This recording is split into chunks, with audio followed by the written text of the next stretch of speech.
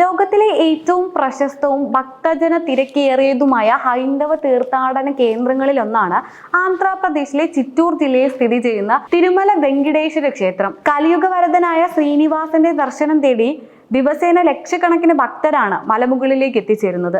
തിരുപ്പതി ദർശനത്തോടൊപ്പം തന്നെ ഭക്തർ ഏറെ പുണ്യമായി കരുതുന്ന ഒന്നാണ് ക്ഷേത്രത്തിനുള്ളിൽ വെച്ച് നടത്തുന്ന വഴിപാടുകളും സേവകളും. അതിൽ ഏറ്റവും പ്രധാനപ്പെട്ടതും കഠിനവുമായ ഒരു വഴിപാടാണ് അംഗപ്രദക്ഷിണം. ഈ സവിശേഷ വഴിപാട് നടത്താൻ തിരുമല തിരുപ്പതി ദേവസ്ഥാനം ഭക്തർക്ക് പൂർണ്ണമായും സൗജന്യമായാണ് ടിക്കറ്റുകൾ അനുവദിക്കുന്നത്. എന്നാൽ കർശനമായി നിയന്ത്രണങ്ങളുള്ള ഈ ടിക്കറ്റുകൾ സ്വന്തമാക്കാൻ പ്രധാനമായും 2 മാർഗങ്ങളാണ് മുന്നിലുള്ളത്. അതിൽ ആദ്യത്തേത് ഓൺലൈൻ ബുക്കിംഗ് സംവിധാനമാണ്. TTDയുടെ ഔദ്യോഗിക വെബ്സൈറ്റ് വഴിയോ മൊബൈൽ ആപ്ലിക്കേഷൻ വഴിയോ ഓരോ മാസവുമുള്ള നിശ്ചിത കോട്ടകൾ 2 അല്ലെങ്കിൽ 3 മാസം മുൻപായി മുൻകൂട്ടി റിലീസ് ചെയ്യാറുണ്ട്. ഭക്തർക്ക് തങ്ങളുടെ സാധുവായ തിരിച്ചറിയൽ രേഖയോ ആധാർ കാർഡോ ഉപയോഗിച്ച് ലോഗിൻ ചെയ്ത് ഓൺലൈനായി ഈ ടിക്കറ്റുകൾ സൗജന്യമായി ബുക്ക് ചെയ്യാൻ സാധിക്കുമെങ്കിലും ആവശ്യക്കാർ ഏറെ ഉള്ളതിനാൽ വളരെ വേഗത്തിൽ തന്നെ ഇവ തീർന്നു പോകാറുണ്ട്. അതുകൊണ്ട് തന്നെ കൃത്യമായ സമയത്ത് വെബ്സൈറ്റ് സന്ദർശിച്ച് ബുക്ക് ചെയ്യാൻ പ്രത്യേകം ശ്രദ്ധിക്കുകയും വേണം.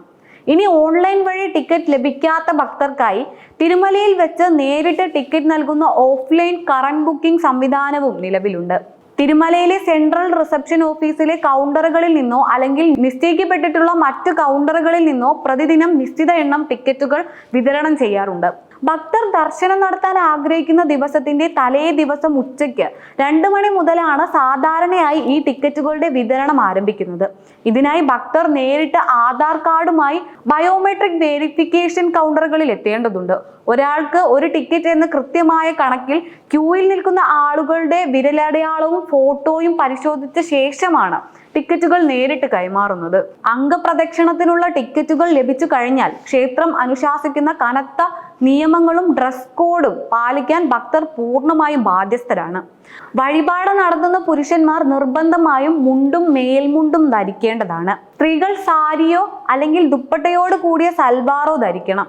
അംഗപ്രദക്ഷിണം ആരംഭിക്കുന്നതിന് തൊട്ടു മുമ്പ് ക്ഷേത്രകുളമായ സ്വാമി പുഷ്കരണിയിലോ അതല്ലെങ്കിൽ അതിനടുത്തുള്ള പ്രത്യേക ഷവർ ഏരിയയിലോ കുളിച്ച് പൂർണ്ണമായും നനഞ്ഞ വസ്ത്രങ്ങളോടെ വേണം ഭക്തർ ക്യൂവിലേക്ക് പ്രവേശിക്കാൻ. കൂടാതെ മൊബൈൽ ഫോണുകൾ, ഇലക്ട്രോണിക് ഗാഡ്ജറ്റുകൾ, പേഴ്സ്, ബെൽറ്റ്, ചെരുപ്പുകൾ തുടങ്ങിയ യാതൊരുവിധ നിരോധിത വസ്തുക്കളും ക്യൂ കോംപ്ലക്സിലേക്ക് പ്രവേശിപ്പിക്കാത്തതിനാൽ ഇവയെല്ലാം മുൻകൂട്ടി തന്നെ സുരക്ഷിതമായ ലോക്കറുകളിൽ സൂക്ഷിക്കേണ്ടതാണ്. സാധാരണയായി പുലർച്ചെ 1-നും 2-നും ഇടയിലാണ് ഭക്തർ വൈകുണ്ഠം ക്യൂ കോംപ്ലക്സിലെ ATC കാർ പാർക്കിങ്ങിന് സമീപമുള്ള നിർദ്ദിഷ്ട കവാടത്തിൽ റിപ്പോർട്ട് ചെയ്യേണ്ടത്. ടിക്കറ്റിൽ രേഖപ്പെടുത്തിയിട്ടുള്ള കൃത്യമായ സമയത്ത് റിപ്പോർട്ട് ചെയ്യുന്ന ഭക്തരെ പുലർച്ചെ ഏകദേശം 3:30-നും 4-നും ഇടയിൽ സുപ്രഭാത സേവയ്ക്ക് ശേഷം ആനന്ദ നിലയത്തിന് ചുറ്റുമുള്ള വിമാന പ്രദക്ഷിണ പാതയിലേക്ക് പ്രവേശിപ്പിക്കും. അവിടെ വെച്ച് നനഞ്ഞ വസ്ത്രത്തോടെ നിലത്ത് കിടന്ന് ഭക്തർ ഗോപുരത്തിന് ചുറ്റും ഉരുണ്ട പ്രദക്ഷിണം വെച്ച് തങ്ങളുടെ വഴിപാട് പൂർത്തിയാക്കുന്നു. സ്ത്രീകൾക്കും പുരുഷന്മാർക്കും ഇതിനായി പ്രത്യേകം ലൈനുകളും സുരക്ഷിതമായ സൗകര്യങ്ങളും ക്ഷേത്ര അധികൃതർ ഒരുക്കിയിട്ടുണ്ട്. ഈ കഠിനമായ വഴിപാട് വിജയകരമായി പൂർത്തിയാക്കുന്ന ഭക്തർക്ക് ലഭിക്കുന്ന ഏറ്റവും വലിയ അനുഗ്രഹം തൊട്ടു പിന്നാലെ ലഭിക്കുന്ന ദ്രുതഗതിയിലുള്ള സൗജന്യ ദർശനമാണ്.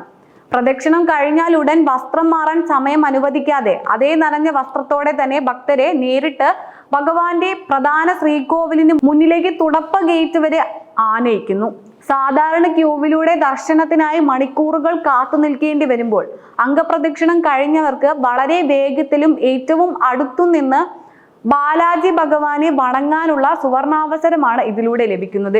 എങ്കിലും ഈ വഴിപാട് തിരഞ്ഞെടുക്കുമ്പോൾ പ്രധാനമായും ശ്രദ്ധിക്കേണ്ട ഒരു കാര്യമാണ് വളരെ ചെറിയ കുട്ടികളെ ഈ ക്യൂവിൽ അനുവദിക്കാത്തതിനാൽ മുതിർന്നവർക്ക് മാത്രമേ പ്രവേശനമുള്ളൂ. ദർശനത്തിന് ശേഷം ടിക്കറ്റിന്റെ നിബന്ധനകൾ അനുസരിച്ച് ഭക്തർക്ക് പ്രസിദ്ധമായ തിരുപ്പതി ലഡ്ഡു പ്രസാദം കൈപ്പറ്റാനുള്ള കൗണ്ടർ സൗകര്യങ്ങളും ലഭ്യമാണ്.